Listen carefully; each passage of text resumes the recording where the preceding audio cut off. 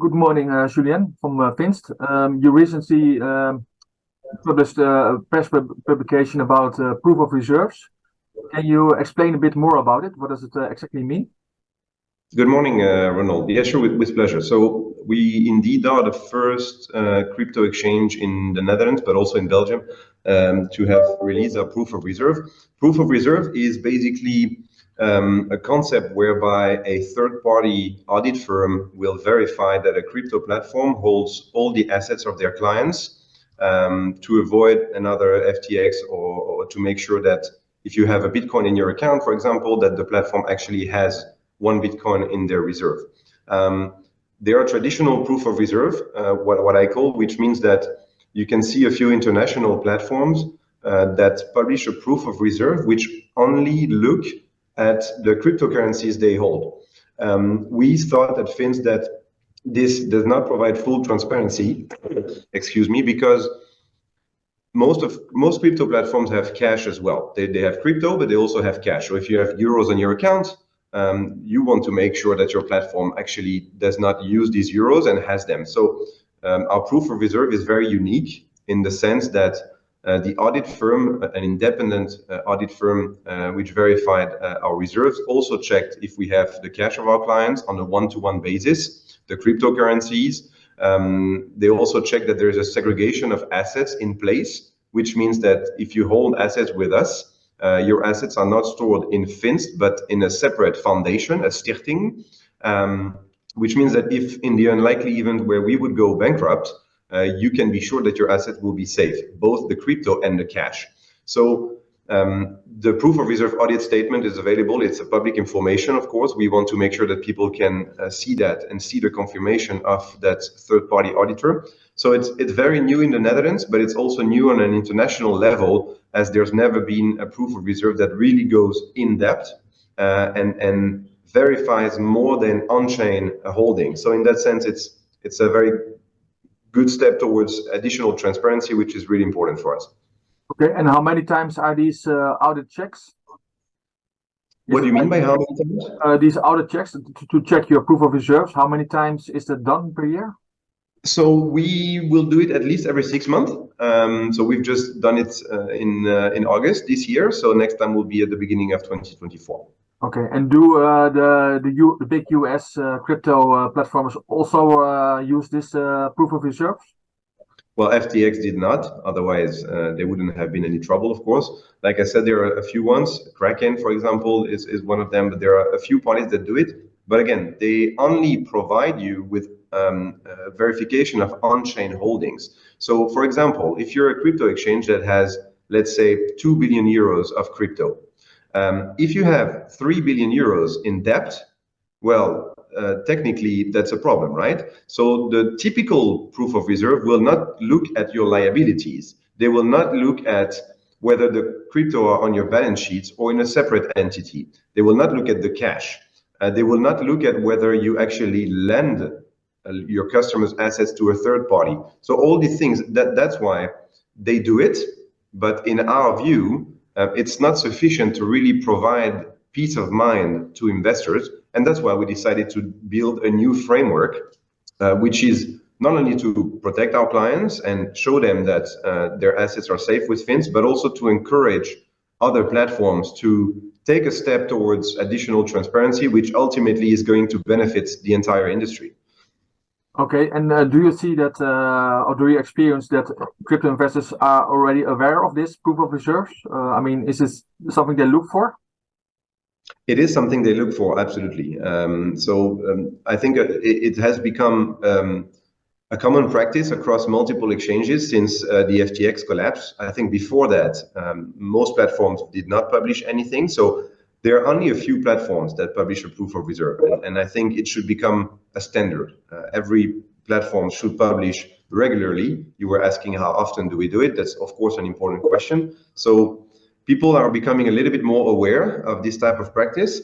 But I think together with other platforms, we should really make sure that there's a common standard and therefore we can manage investors' expectations. Because if everyone uses the same transparency standard, it's a little bit like in the traditional financial world. Every bank has audit, every bank has capital requirements. These are public if they're listed, which most of the case happens. So it's something that already exists in the traditional financial world and that needs to be implemented in the crypto industry as well. And only then I think trust will, there will be more trust in the industry, people will feel more safe. So I think it's a really beneficial step to take for any platform. Okay, we see that in the stock markets that platforms can also lend out securities, securities lending. Right. Is it also happening in the crypto world? It is happening a lot in the crypto world, indeed.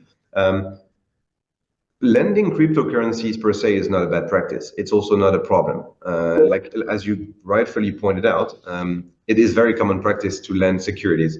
I don't think it's a problem to lend crypto. However, there needs to be a certain amount of conditions for that to be done in a proper way. Number one is your clients need to be aware of it.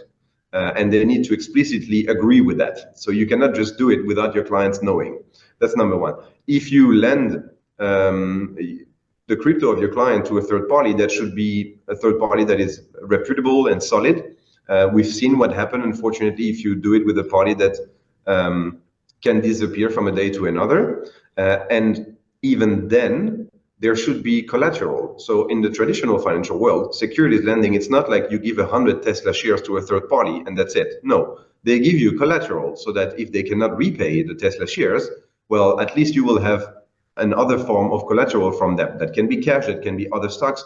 So this is not currently done in a proper way in crypto. There is lending which is done without collateral, without customers knowing explicitly, and without customer agreeing, and to third parties that are not regulated or are based in jurisdiction where if something goes wrong, you cannot really do anything about it. So to answer your question, my point is it's not a bad practice, but it needs to be done the right way. Okay.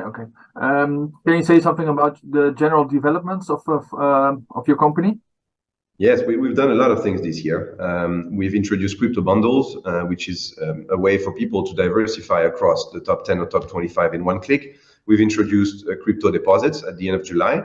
I'm giving you an exclusive news here, but probably this week or next week, we will enable people to withdraw their crypto. So you will be able to take your Bitcoins to your ledger or to another exchange that is coming this or next week. We are going to add, go from 45 large crypto to around 120 by the end of this month or beginning of October. So we will have one of the largest coverage in euros in Netherlands.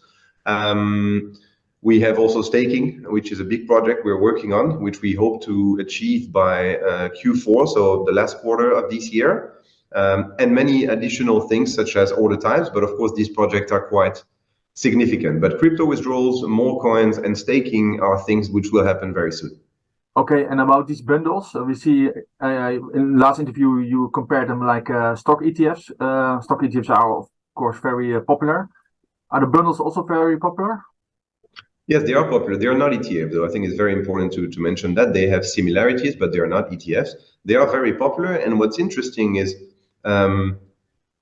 people who invest in bundles, it's a high double-digit percentage of our client base. That's number one. But number two, what's more interesting is that people use it really like ETFs in the sense that they keep it for a very long time. So if you look at the number of people investing in bundles, it's growing up all the time. So it's not like people actively trading where they're going to buy one Bitcoin, sell it and buy something else. It's very sticky. So people just buy it, keep it for many months. And that's exactly why we've built a solution, right? For people who want to diversify in the long term. So it is very popular among our clients. And it's also, it's a great way to diversify and follow the market. So it's a perfect solution for passive investors. Okay, and last question. Last year's, of course, number one cryptocurrency was Bitcoin. I think Bitcoin is still the number one. Is the top 10 more or less unchanged over the past months? No, it hasn't changed that much. It's indeed the usual suspects. So if you look at CoinMarketCap or our platform, if you check the market cap, they're also the most traded one. So it depends what you mean by most popular. Is it by trading volume or by holdings? But in both cases, as far as we are concerned, you see indeed Bitcoin, Ethereum, Ripple, Cardano being the most traded on a frequent basis. Sometimes it's not always the case, but most of the time, the largest by market cap are also the most traded and the most held coins by our clients. Okay, and final last question. What are your expectations in general for the crypto markets? Do you expect more coins to come? There are definitely a lot more coins coming on a daily basis. If you look at the number of coins there were a few years ago and now, the evolution is tremendous. I think for us, and a lot of clients want to trade very small coins that just came because they expect that the price will increase rapidly. For us as an exchange, of course, we have a responsibility toward our clients, and we cannot just list anything that's out there. Of course, we need to be able to trade the coins. We need to be able to custody them. They need to meet our listing criteria. So no exchange can list every coin out there. But if you look at the number of projects coming on, that is still, that is still growing rapidly. So as for the overall market, it's of course very hard to say what is going to happen. We've seen the last month and a half where the market has decreased quite substantially. Our opinion is that we don't have an opinion on the market. We let our clients take these decisions. But for those who just passively want to invest, bundles is a great solution. If you want to trade actively because you have very strong conviction on which coins will rise, then you can also do that. But overall, we don't have a crystal ball. And I hear a lot of analysts saying it might go up, it might go down. We let people make their own opinion. Okay. Thanks a lot for the interview. You're welcome. Thanks a lot, Ronald. Thank you. Thank you.